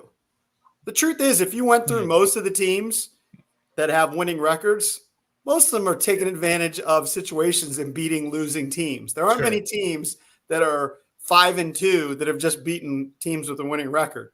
And look, there are no moral victories. I get it. But to me, that Ravens game showed me something about this team. The Ravens, you're seeing what they're doing week in and week out. They fell behind 10-0 the other night, and then Lamar Jackson went off and threw 5 touchdown passes. Yeah. They are a machine right now. And Washington hung in there with them. Now, the Ravens were a better team. There's no doubt about it. They're in the big leagues. But Washington isn't that far off, in my opinion. Yeah, I think that's fair. And we talked a lot about, before you came on, we talked about a lot about the comparison between Caleb and Jayden Daniels. And they're forever going to be linked, right? Just like the Manning and Leaf and the RG3 and Andrew Luck. We're always going to be watching them. But I know you were a Caleb guy. I was a Caleb guy as well. If you had to do it all over again, right now, what you know right now, JP, would you still, if you're Chicago, would you still take Caleb number 1 overall? I think so. I think it's still early. Look, if you want to go back to my draft board, we did a bit where we each watched like 5 minutes of film at the most. So highlights, and then we stacked them, right? I had Jaden Daniels 3rd. I had Drake May number 2. I think you have to revisit this in 3 years. Let's be real. Guys are going to have ups and downs. I brought this up on the show recently. A couple seasons ago, people were talking about Jalen Hurts being the best quarterback in football. Sure. He kind of stepped back last year, a lot of turnovers, and it seemingly continued this year. And nobody is putting Jalen Hurts right now in that elite class with Patrick Mahomes and Josh Allen and Joe Burrow. Jalen Hurts has kind of slid back to the pack. So I think they're going to be ups and downs. I just know when I watched the film of Caleb, and we'll see what happens, the guy made so many spectacular plays. And that's what he has done. And he has – look, we've seen that from Jayden this year. I'm not saying Jayden doesn't do it. Jayden's been amazing. But I just know when I watched Caleb highlights, and it was just highlights, it just blew me away. It was like, this looks like Patrick Mahomes. With Jayden Daniels, you got to love everything you've seen so far. And it's the combination of Jayden with the Kliff Kingsbury offense. We saw Marcus Mariota step in there, and what do you have, 5 incompletions last week? Yeah, sure. That was impressive. Now it was against Carolina. I can't remember which player said it, but they said last week to prepare for Carolina, a lot of them had to look at preseason film because the guys that were on the field weren't playing the week before. They had to go back to watch them in the preseason. So are you playing Jayden Daniels this week if he's able to go? I mean, I would be cautious, but if the doctor said he was good to go and Jayden said he was good to go, I heard Ryan Clark say this week. I don't know that it was about Jayden Daniels. I think it was about Godwin playing at the end of the Tampa Bay game. He said, this is not Little League. Yeah, it's football. You're not babying him. If the guy's good to go, play him. And look, the boys on the show kill me all the time because I was anti-Strasburg shutdown. Right. I'm paying somebody millions of dollars. And look, there's a big difference, I think, psychologically. You guys can talk about this. Let me throw it out to you. 6-2 and 5-3. Do they feel the same? No. There's a huge, there's a vast difference between those two. Yeah, to me, 6-2, I understand this happened under Zorn, where they had the 6-2 start and then 2-6, finished 8-8, missed the playoffs. But to me, 6-2 is pretty much fait accompli. You're going to be in the playoffs, in my mind, barring some terrible collapse, which happened under Zorn. But I wouldn't expect it with this regime and with Jayden Daniels so long as he stays healthy, which I know apparently is a big question mark. But at 5-3, I feel like you're in a war. You know what I mean? Mm-hmm. So do you have any confidence in Marcus Mariota to take over the spot if Jayden can't go against this Bears team? Not great confidence. I liked what I saw in this last game, but it's Marcus Mariota. I don't think he's a bum. If you look at his career, I think he's closing in on about 100 touchdowns with less than 60 interceptions. He's always kind of taking care of the football. but he's never put up big numbers. I think he's a competent placeholder. You know what I mean? Could they win with him against Chicago? They probably could win with him, but you just don't expect the explosive plays that you've gotten from Jayden. I mean, even last week, that first run, I mean, it was spectacular, and you're just kind of waiting for that. And his ability to pass is far beyond, I think, what anybody expected. And I know you guys haven't really delved too deeply into the Bears yet. It's only Wednesday. You still got a couple of days to do that. But just kind of from the outside looking in, what sort of scares you when you think about the Bears and why they're 4-2 and what they could do to Washington on Sunday? I think their defense is okay. It's not a fantastic, great defense, but the defense is solid. So it's far better than Carolina. But I think what would scare me is that there has been this upward trajectory of Caleb Williams. So the first 2 games were terrible. The last 4 games have been much better, and he seems to be finding a rhythm with guys like DJ Moore. DJ Moore obviously has had a good game in the past against Washington. Yes. So that scares me. I mean, the secondary hasn't changed for Washington. They've played better defensively against inferior opponents. So you wonder how they're going to fare against a better passing attack. So that would get me the most nervous. All right. Let's see what else. So what do you think? Do you think the Commanders will make any moves coming up on the trade deadline? You heard, I think some reports came out that we're kind of in the background doing our due diligence quietly. Do you see us making any kind of moves outside of releasing Jamin Davis? I want you to touch on that too. Is that a shock to you as well? Kind of a the Jamin Davis thing, let me start with that. To me, it's not a huge shock. They weren't even playing him, and he hasn't been an impactful player. And kind of what you saw with Ron, actually, and you're now seeing it with this regime, right? Guys like to have their own guys. And so they're moving on from the Ron Rivera players. If I'm Emmanuel Forbes, I'm nervous because this staff, they don't really care for the players of the past. As far as the moves, let's revisit what happened before the season. They traded Jahan Dotson for a 3rd-round pick. Some people were like, well, what are they doing? They don't have good receivers. They got to keep this guy who was a 1st-round pick. Well, look what's happened around the league. Adam Peters all of a sudden looks like a genius. Hopkins today went for a 4th-rounder. Right. That guy at one point was the best receiver in football. Sure. He's not just a Pro Bowler. I think he's a 2-time first-team All-Pro. He's a stud. Now he's 32, bigger salary than Jahan Dotson. But, I think that Adam Peters would make a move if it makes sense. I don't think they're desperate to make a move. And truthfully, it's house money this year, right? Big picture, this was a rebuild. And sure, they wanted to win as many games as possible this year. But it's not about this year. It's about the future of the team. So if the move makes sense, I think they would do it. But I don't think they're desperate to do something that's going to cost a lot. It's not like in 2020 when Ron said they're all about building the roster and building for the future. And then all of a sudden, halfway through the year, even though I think they were 2-6 or something, they still had a shot at the division. And he decided, we're going for it. I just think it's a different attitude with this regime in terms of going for it when your whole plan is we're not going for it. We're going to build and build. And then all of a sudden, I don't think they're just going to reverse course and start picking up all these trades or guys who get released. I don't see it either, but I think they have a long-term vision. It strikes me today we did our show from the Entertainment Sports Arena because the Wizards season is about to open up, and we had the Wizards coach on and their GM. Their GM, Will Dawkins, he strikes me as a guy who's all about the big picture. And that team, look, they're going to lose a ton of games. It's going to take a couple of seasons, but you got to keep your eye on that, right? And I think that Adam Peters is of the same mold where they know the type of players that they want. They know it's going to take a while.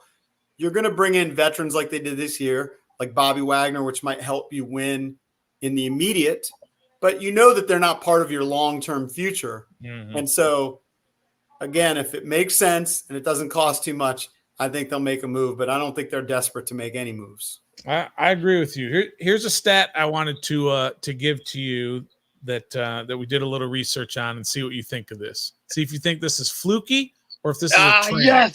I was about to ask that too, but go ahead. All right, so is this the Kliff Kingsbury stat? Yeah. Yeah. Have you seen this stat? I mean, I haven't seen it. I kind of went through I'm it all aware myself. of it. As a head coach and or offensive coordinator in his entire career, in the first 7 games, he's 68, 29, and 1. So that's a 69% winning percentage. First 7 games. From game 8 on, whatever it is, college, it might be a certain number of pros, including playoffs. Game 8 on, he's 30 and 60. That's a 33% winning percentage. That's not 1 year. That's not 2 years. That's like 10 years. And that includes here in Washington where he's 5-2 in his first 7. You think that's a fluky thing? Or is that a trend and we better sort of watch out for that here in the second half of the season? I think when you bring up that amount of games and that amount of years, it's beyond a fluke. It's a trend. Doesn't mean it has to continue, right? Sure. He may have learned. You hear about these coaches all the time, including Dan Quinn, say, they step away and then they figure out, well, what did I do right? What did I do that was wrong? I think based on the data, it seems that Kliff Kingsbury, comes out there and his offense is rolling, and then defenses make adjustments. Now in college football, it may be dependent too on, there's a lot of other factors. In college football, it might be, softer schedule at the beginning of the year. Then all of a sudden you start playing in your conference and you face the big boys and your stats are going to go down. But I do think there's something there. And so right now, you're seeing all these guys that know a lot more than any of us who break down the film, raving about Kingsbury's offense and the innovations, how they'll run these plays with all these different formations and looks. The defenses may catch up to it, right? So they may be getting this body of work, and you're going to face a defensive coordinator in a few weeks who's now seen a half of a season, and they're more prepared for it. So now it's, can Kingsbury then readjust and change things to stay ahead of it? And we also talked about, sorry, Trev, we also talked about the trend for Kliff Kingsbury previously, especially in Arizona, was, he had DeAndre Hopkins left side in the exact same spot 90% of the time. He was last in the league in pre-snap motion for his time in Arizona. He's definitely not doing that this year. So it goes to your point that maybe he is learning. Maybe he is developing. You're never too old to develop, as you talked about with Dan Quinn. They're always trying to learn and get better. So maybe he's figured something out that it can't be too trendy for him. And the truth is, this is what we don't know. Yeah. Hopkins may have said, hey, I like to line up on the left side. Sure. And it seemingly worked for him. The guy was a beast there, right? He was a beast. So maybe he's having to do different things here. He doesn't have DeAndre Hopkins. He has Olamide Zaccheaus. He's figuring, well, what can I do to work with these guys? And so far, so good. But let's be honest. This doesn't happen if he's got Carson Wentz back there at quarterback, if he has Taylor Heineke at quarterback or Sam Howell at quarterback. He's had Jayden Daniels, and that has been the biggest difference. So on Sunday, can they beat the Bears with Marcus Mariota? They definitely can. But you have a far greater chance to win with a healthy Jayden Daniels. Does that mean that they beat Chicago with Jayden Daniels? No, because the way that I look at it, all right, so they've got the Giants after this, right? The Bears, the Giants, they're going to lose a game which we expect them to win. But they probably are going to win a game that we don't necessarily expect them to win. I think if this team could just go 500 the rest of the way, that's a 10-win team. Before the season started, I kept citing the Houston Texans, and my boys were killing me. Oh, Texas turnaround. But every year there's a team. And then I wasn't brave enough. I was too much of a wuss to when I looked at that, when we actually went through the schedule, to say, well, the Commanders are going to be that team. Probably because I didn't know enough about Jaden Daniels. I'm not a huge college football guy. Sure. So, I didn't have faith that this team was going to be the team to have that Texans-like turnaround. But right now, they look like that team. And so all you really have to do is go 500. This team won 4 games last year. Mm-hmm. If if I told you before the season started, hey, I'm going to give you 10, you take it. Oh, yeah, you Absolutely would. take it, right? Oh, yeah. So all they're going to do is go 500. So obviously you would like to win against the Bears. I said before, kind of the psychological difference between 6-2 and 5-3. At 6-2, it feels like, man, it'd be tough to blow that. Yeah. But at 5-3, now all of a sudden the next game can't lose to the Giants, right? That's right. They got to get one of these next two. It'd be nice if they get it against the Bears at home, because the buzz, going back to what you were talking about, and I'm sure you feel this doing your show, just more people are interested. Mm-hmm. When the team wins, this is what I've said about our radio show for years. People would say, man, you guys just thrive on ripping on the Redskins. You guys thrive on the negativity. And I'd say, well, number one, we're not paid cheerleaders. And number two, they stink. Yeah, what are we supposed to do? We're supposed to say they're great when they're finishing 5-11, 6-10, 7-9, scraping out a 8-8 season or 9-7. Like, it is what it is. Like, we're going to keep it real, right? But what I also say is, when the team stinks and they're 4-12 or 4-13, look at the stands. Mm-hmm. Not that many Commanders fans go. Other teams are invading it. But when the team starts winning, you hear less complaints about the name. You hear less complaints about the stadium and the traffic. People want to go to the games. Mm-hmm. And all of a sudden, the environment is great. And that buzz is starting to grow. You know, the people that went to the game last week were talking about it, that the atmosphere was great. It was the alumni weekend. Mm-hmm. And so you want to see that momentum. You want to see it keep growing like a snowball, getting bigger and bigger. So you mentioned earlier in the show, if Jayden plays, be cautious. What would that look like? Do we see a 2-quarterback system game coming up, like where Marcus makes more runs? Or I don't think you do 2-quarterback system. I just mean be cautious that if the doctor said, hey, gave some sort of a warning and said, hey, this is what could happen if you put him out there. It's 50-50. He could re-tear something. Well, then you don't put him on the field. But if they say there's no reason to hold him back, he's 100%, he's healed, then you play him. I don't do a 2-quarterback system. Would you do a 2-quarterback system? No. Probably not. Would you change the game plan or the playbook maybe less design quarterback runs, or would you change anything like that, or just don't change anything? I'm a little torn on that. Like, I think that Jayden obviously is great scrambling. But part of his greatness, it is these quarterback runs. You watch Lamar Jackson and that Ravens offense.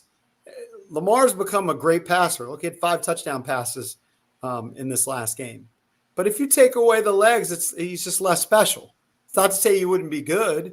So maybe you limit it to an extent. Maybe you limit the runs up the middle where you think he's going to get hurt. Maybe you implement more kind of like bootlegs where you have the option to pass or option to run. Because if you put him on the perimeter and there's a linebacker who's like, okay, I either got to take the tight end behind me or I got to take Jayden, he's going to beat that 100 times out of 100. Mm-hmm. Linebacker comes up, he's going to throw it to the tight end. Linebacker drops back, then he's going to run. So maybe look, I'm not some offensive coordinator genius, but maybe you design more plays like that on the perimeter and stay away from the danger of running kind of up the middle with the big guys. All right, JP, last question before we let you go. You got to give a prediction. I know it's way too early. We don't know if Jayden's playing or whatever.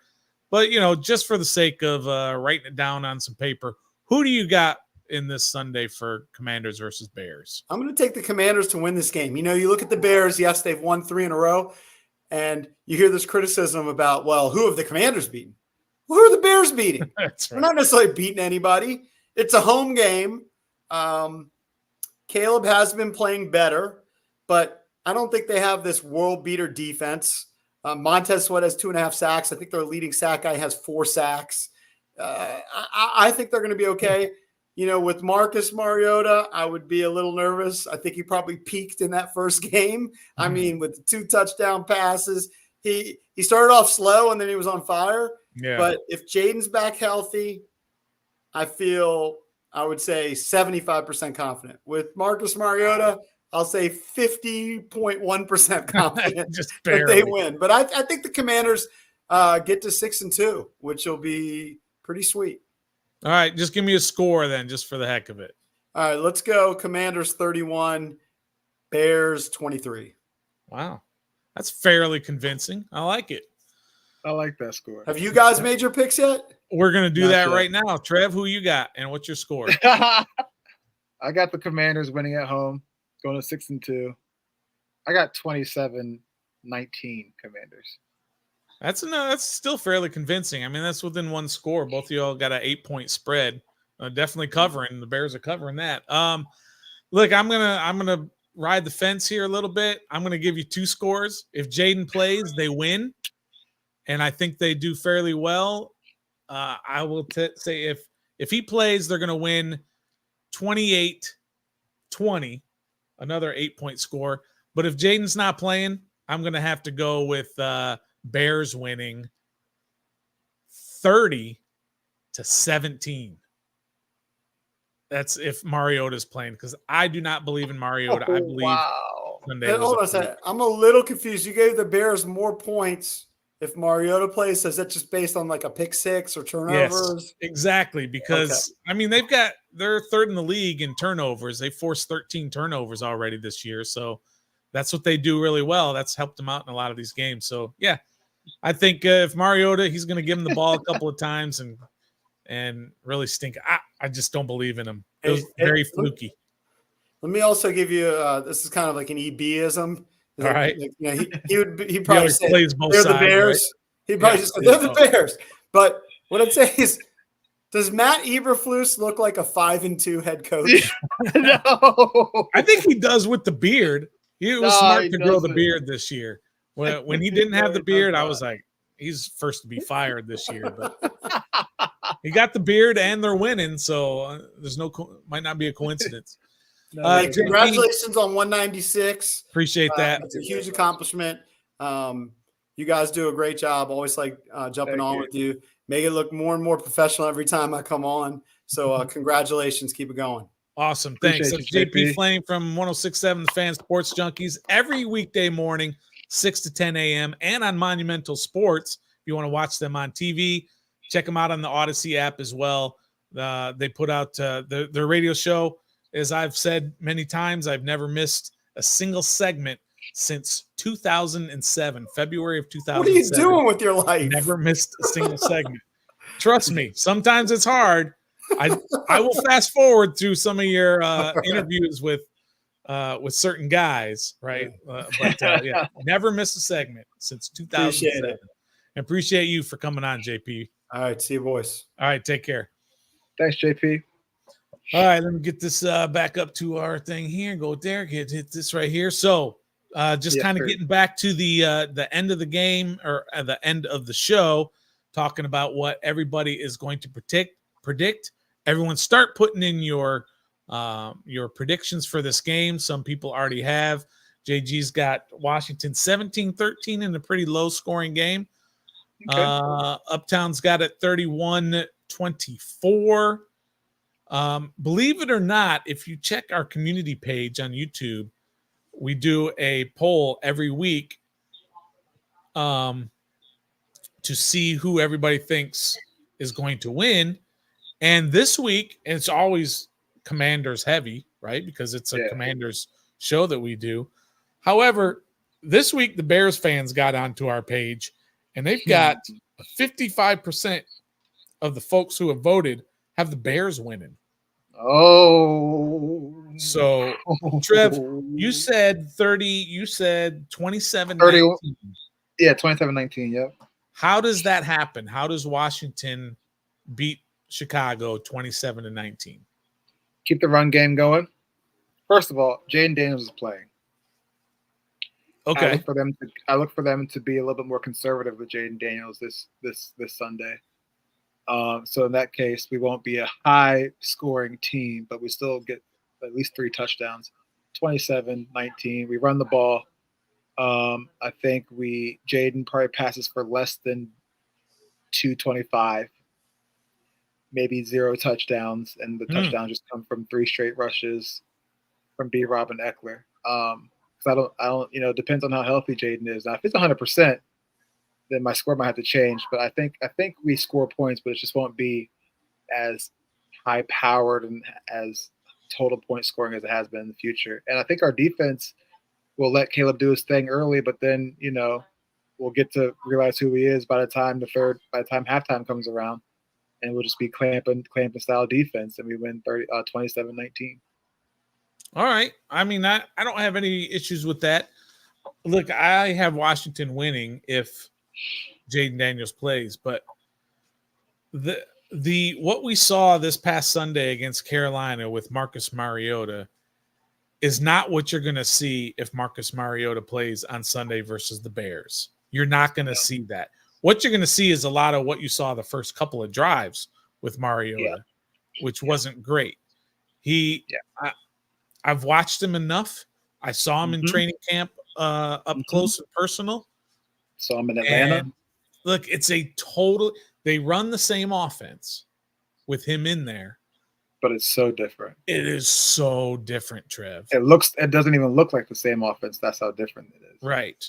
But he was very good on Sunday. He was. In Carolina, and especially in that second half.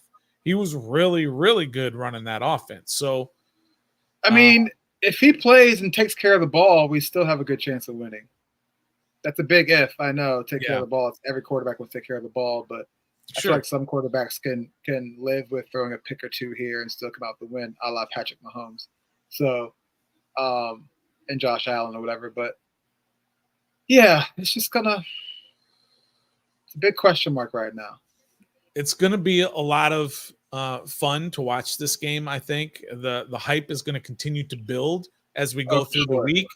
Of course, Jaden Daniels did not practice today. We'll see if he practices tomorrow as the week goes. Yeah. Dan Quinn said that it's not like they need to do things with him prior to this game in order to get him prepared. He's prepared. He doesn't necessarily, you know how some coaches are like, if you don't practice on Friday, you don't play Sunday.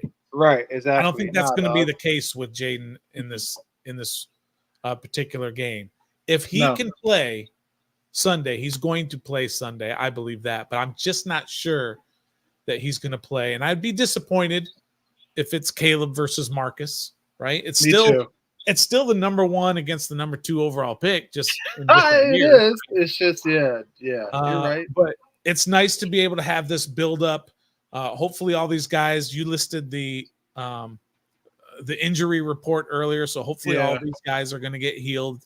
It's only Wednesday.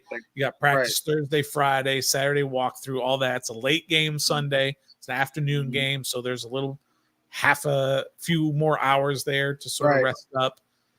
But I'm really looking forward to watching this game. And then, of course, after the game, Trev, we'll be here live on Ref the District doing our instant reaction to the game. Hopefully it'll be a happy reaction. Hopefully Nathan will be wearing his onesie when that happens on Sunday. Trev. Yes, sir. Got anything to sort of close us out here before we let everybody go? Nah, man, just patiently waiting to see what Jayden Daniels is going to do. Yeah. That's literally all we can do. Keep glued to our Twitter handle at Ref the District it's at Ref the District. I couldn't remember there for a second. We give the updates. We retweet if we see certain things. Of course, Jordan McGee is back on the 53-man roster now. So he's going to be playing, which is going to be fun. Probably not a whole lot, just because it's going to be his first NFL game ever. Right. Coming off of the injury, but it's going to be fun to see him playing the Montez Sweat revenge game. The revenge game for Washington after getting blown out at home last week, 40-20. They're wearing all blacks on Sunday, 4:25, of course, America's Game of the Week on CBS with Jim Nantz and Tony Romo. So hopefully everyone's getting excited for that game. Appreciate everybody who has been here all throughout this show. We had a great show. Of course, we had JP Flame from 106.7 The Fan Sports Junkies to break down the Bears game. And we talked about Kliff Kingsbury and whether or not it's a trend of his starting fast, ending slow, the Jayden versus Caleb matchup, and of course, whether or not we think or we want Jayden Daniels to play on Sunday due to his injury. This was, of course, episode 196 of Ref the District. We stream live every Wednesday, 7:30 p.m. Eastern on Facebook and YouTube. And, of course, we'll have our instant reaction every game, every time after the game, immediately following the game, where we do as much as we have here today, trying to get as many comments as possible. We appreciate everybody who's been in here, all the loyal followers, and, of course, some new ones as well. And so make sure you hit that like button and hit that subscribe button and notifications if you haven't done so already. We, of course, are on the Believe Network, and we are proudly sponsored by Bet Online and Don't Sleep Energy. And Trev, until next time. There's a bear in the woods. That's going to happen on Sunday. Oh, let's go.